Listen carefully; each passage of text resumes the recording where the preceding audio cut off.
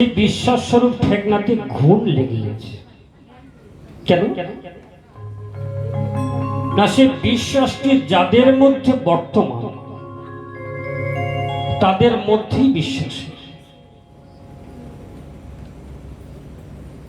ভক্তমণ্ডলী, ভক্তিমতী মায়েরা, কি বোঝাতে চাইছি বোঝার চেষ্টা করে। তাহলে বিশ্বাসটা কার মধ্যে বর্তমান? না সাধু, গুরু, ব্রাহ্মণ, বৈষ্ণবদের মধ্যে। তাদের নিজেদের মধ্যে বিশ্বাস জাগে না, সেই জন্য বিশ্বাসে ঘুণ লেগে গেছে। আমরা সদা সর্বদাই ভাগবত কথা, কৃষ্ণ কথা শ্রবণ করেছি গেল কিছুদিন আগে। আজও ভাগবত কথা আমরা জানবো, সবই আমাদের জানা, আমরা বুঝবো, সবই আমাদের জানা, কিন্তু তবু নতুন করে কিছু জেনে নেব। সন্দীপন মুনির 10,000 শিষ্য ছিল। ভাগবতী কোথায়, কোনো আন কোথায় যাওয়া যাবে না। একাগ্র চিত্তে বসে জীবনের অনেকগুলো দিন, অনেকগুলো সময়, অনেকগুলো মিনিট, অনেকগুলো ঘন্টা, অনেকগুলো দিন, অনেকগুলো মাস, অনেকগুলো বছর আমরা অতিবাহিত করে ফেলেছি। সৎকার্যে সুসময়টাকে ব্যবহার করতে পারি না। তো আজ আমরা নিজেদেরকে সংকল্পে বেঁধে নেব যে এইখানে এই সামন্ত মোদী বাসভবনে আমরা একসঙ্গে 3.5 ঘন্টা বসে কোনো আন কোথায় যাব না, স্থান ত্যাগ করব না, কথা বলবো না, কথা শুনবো না। আমরা ভাগবত কথা শ্রবণ করে নিজেদের কিছু পরমার্থ পালন করে নেবার চেষ্টা করি। তো সন্দীপন মুনির 10,000 শিষ্য ছিল। আস্তে কথা বলুন মা। তো তিনি 4টি বেদেই শিক্ষা দিয়েছিলেন। সেই 10,000 শিষ্যের মধ্যে কৃষ্ণও ছিল, আর ব্রাহ্মণ সন্তান সুদামাও ছিল। তো দীর্ঘদিন তিনি শিক্ষা প্রদান করার পর শেষমেশ একটা পরীক্ষা নিয়ে কে পাশ করলো, কে ফেল করলো, জগৎ বিচিত্র বিশ্ব ব্রহ্মাণ্ডের পুরাণ স্বরূপ খাতাতে নাম লিপিবদ্ধ করার জন্য। তো তিনি হঠাৎ দিন স্থির করলেন, মনস্থির করলেন, শোনো ভক্ত, শোনো শিষ্যবর্গ, দীর্ঘদিন ধরে তোমাদের বেদে আমি শিক্ষা প্রদান করেছি, এইবার তোমাদের পরীক্ষা দেওয়ার পালা। দেখতে পেয়েছো ওই কাঠের টুকরার রাস রয়েছে।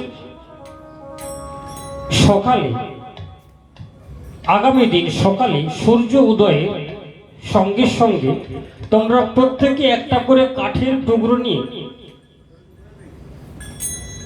এই আশ্রম ত্যাগ করে চলে যাবে। প্রত্যেকের কাঠের টুকরো নির্দিষ্ট স্থানে নিক্ষেপ করে সূর্য অস্ত যাবার প্রাককালে আশ্রমে ফিরে আসে।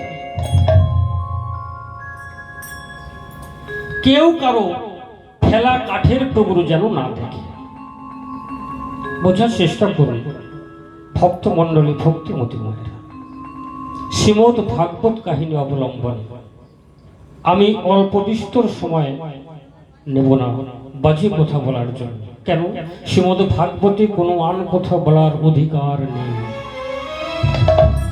কোনো আন কথা বলার অধিকার নেই, কোনো আন কথা শোনারও আমার অধিকার নেই। যা বলবো ভাগবত থেকেই বলবো। তো স্থির করে দিন আগামী দিন প্রভাত হতেই প্রত্যেকেই একটা করে কাঠের টুকরো নিয়ে গুরুদেবের আদেশ অনুসারে, নির্দেশ অনুসারে চলে গেল। প্রত্যেকটি ভক্ত মানে শিষ্য একটা করে কাঠের টুকরো নিয়ে চলে গেল। তো 10,000 শিষ্যের মধ্যে 9,999 জন সূর্য অস্ত যাবার প্রাককালে প্রত্যেকে আলাদা আলাদা করে কোনো নির্দিষ্ট স্থানে কাঠের টুকরো নিক্ষেপ ফেলে দিয়ে গুরুদেবের আশ্রমে এসে প্রবেশ করে।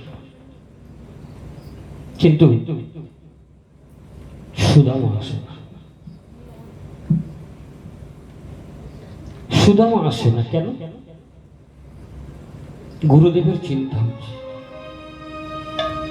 সুদামা এখনো এলো না। সূর্য অস্ত চলে গেল, রাত্রি চলে গেল। তারপরের দিন প্রভাতে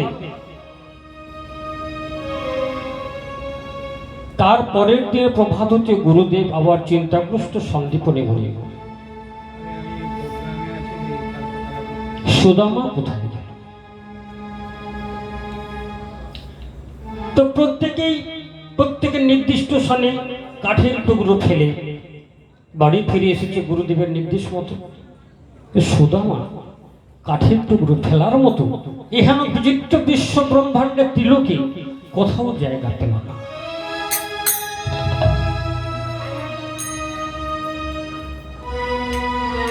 যেখানে কাঠের টুকরো ফেলতে যায় সেখান থেকে যেন এলো ভগবান কৃষ্ণের বংশীর ধ্বনি।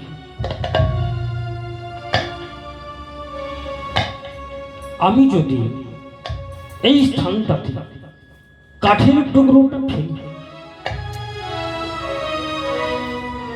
তাহলে বোধ হয় আমার প্রাণ গোবিন্দের অঙ্গে আঘাত হবে। আবার অন্যত্র গিয়ে দেখছি কাঠের টুকরো ফেলবে, সেখানে যেন প্রাণ গোবিন্দের নুপুরের ধ্বনি পাচ্ছে। সকাল থেকে রাত্রি পর্যন্ত সে অপেক্ষা করেছে একটা নির্জন স্থান পেলে যেখানে কাঠের টুকরোটা ফেলবে তেমন তোর জায়গা পেল। অধিক রাত্রিতে গভীর জঙ্গলে বসবাস করেছে। গুরুদেবের নির্দেশের কথা মনে করছে, গুরুদেব আপনি তো পরীক্ষা নেওয়ার জন্য সবাইকে পাঠিয়েছিলেন, আমাকেও পাঠিয়েছেন, কিন্তু আমি যে এই কাঠের টুকরোটা ফেলব এমন জায়গা পেলাম না। যেখানেই ফেলতে যাই সেখানে আমার মদন মোহনের নুপুরের ধ্বনি নয়তোবা মদন মোহনের বংশীর ধ্বনি শুনতে। যদি কাঠের টুকরোটা ফেলি না জানি তার কমল অঙ্গে কতই না আঘাত হয়। রাত্রি অধিক হলো, প্রথম দিন চলে গেল। দ্বিতীয় দিন চিন্তা করছি আমি ওই পর্বতের উপরে উঠে প্রবাহিত ভাসমান জলে নিক্ষেপ করব, যাতে আমার প্রাণ গোবিন্দের অঙ্গে আঘাত না। তিনি উঠে যখন পর্বত থেকে কাঠের টুকরো ভাসমান জলে ফেলতে যাবে, সেখান থেকেও যেন বংশীর ধ্বনি শুনতে পাচ্ছি। সুদামা বলছে, এহেন বিযুক্ত বিশ্ব ব্রহ্মাণ্ডের সর্বত্রই তুমি বিরাজ করেছো গোবিন্দ। আমি গুরুদেবের নির্দেশে কাঠের টুকরো ফেলে আমি দিয়ে যাবার সংকল্প করেছি, কিন্তু আমি তো কোথাও পেলাম না যেখানে তুমি নেই।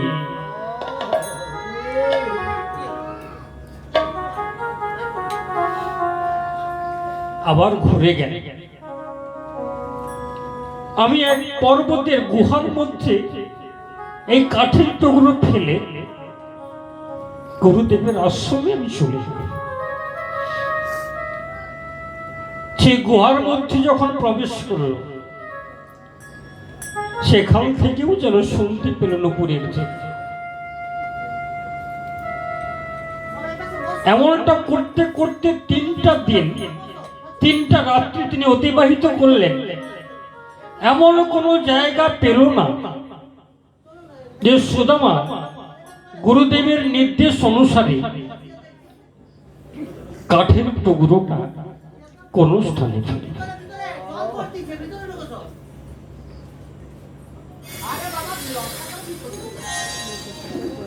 সমবেত ভাগবত পিপাসু ভক্তবৃন্দ, একটা কথা বলে রাখি, যতই ভাগবত শুনি, যতই কীর্তন শুনি, যতই হরি কথা শুনি, যতই ভগবত ভজনের মধ্যে আসক্তি হয়ে, যতদিন না প্রাণ গোবিন্দের চরণে বসে চোখের জল ফেলতে পারবে, ততক্ষণ এই ভাগবত স্পর্শ করার অধিকার নেই।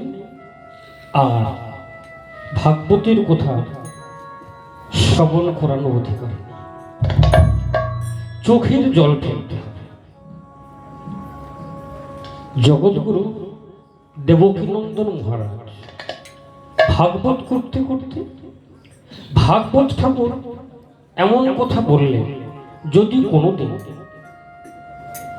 ভগবানের কাছে বসে প্রাণ গোবিন্দের চরণে বসে একাগ্র চিত্তে অন্তত একটা ফোঁটা চোখের জল ফেলতে পারে, তাহলে এহেন জগতে বিচিত্র বিশ্ব ব্রহ্মাণ্ডে এসে আমার জ্ঞানে অজ্ঞানে যা যা পাপ হয়েছে সে সকল পাপ থেকে মুক্তি পাওয়া যায়। আর সব থেকে বড় কথা হল, ভগবানের একটা পার্সোনাল ডায়েরি থাকে। এহেন বিচিত্র বিশ্ব ব্রহ্মাণ্ডের নর নর মানে মানুষ জীবনযাত্রা অতিবাহিত করেছে পূর্বের কর্মফল অনুসারে। তাহলে যে যেমন কর্ম করেছে সে তেমন আয়ু, কীর্তি, যশ, বল, সুখ, দুঃখ, ভোগ বিলাস ভোগ করছে। তাহলে পূর্বের কর্ম অনুসারে। তো ভগবান বলছে, এর মধ্য থেকে যারা মনে করেছে, কি মনে করেছে, যেমন ধরুন কিছু সংখ্যক মানুষ আছে যে বাবা মার সেবা করলে আর কারো সেবার প্রয়োজন নেই।